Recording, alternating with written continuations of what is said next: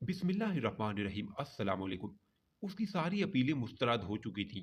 वो अब बड़ी शिद्दत से डेथ वारंट का इंतज़ार कर रहा था।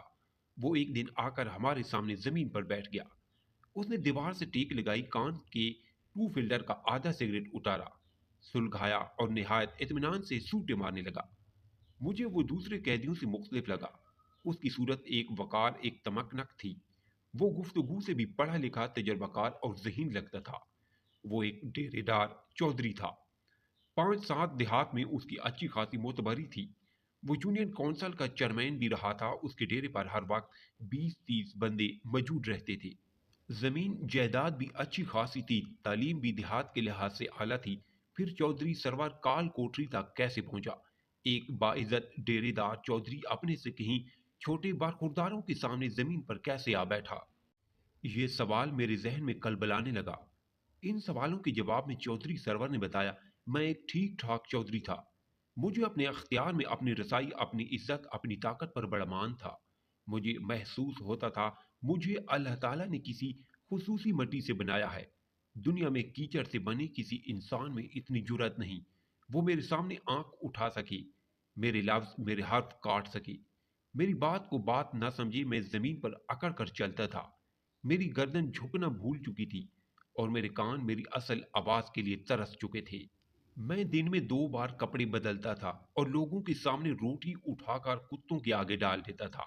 मैं नाफरमानों को दरख्तों से उल्टा लटका देता था और खुशामदियों के घर दानों से भर देता था।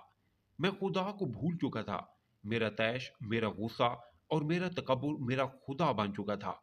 मैं अपने गुस्से ही को अपना खुदा समझता था। फिर एक दिन अजीब वाकया पेश आया। एक मुसल्ली मेरे गांव की एक लड़की भगा ले गया।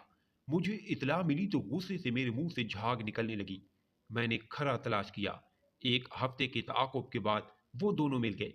मैंने लड़की वारसों के हवाले कर दी, लेकिन मुसल्ली को दरख्त से बांध दिया।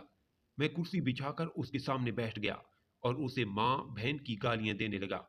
मुसल्ली कुछ देर तक तो सुनता रहा, लेकिन फिर उसका पैमाना सब्र लबरेज हो गया।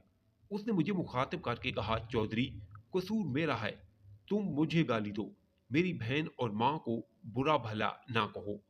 उसके अल्फाज सुनकर मेरे तन मन में आग लग गई। मुझे यूं महसूस हुआ जैसे इस कमजात ने मेरे मुंह पर थूक दिया है। मैं कुर्सी से उठा, उसे बालों से पकड़कर झटका दिया और चिल्लाकर कहा, मैं तेरी माँ को भी गाली दूंगा और बहन को भी।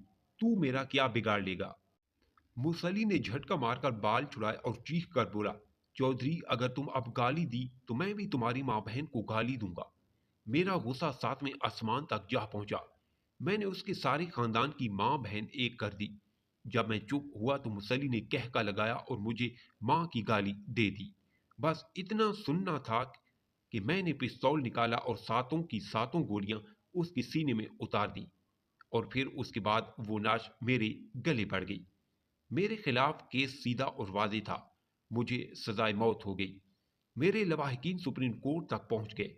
सदर को भी अपील करके देख ली, लेकिन मेरी कोठरी नहीं टूटी। अब मैं डेथ वारंट का इंतजार कर रहा हूं।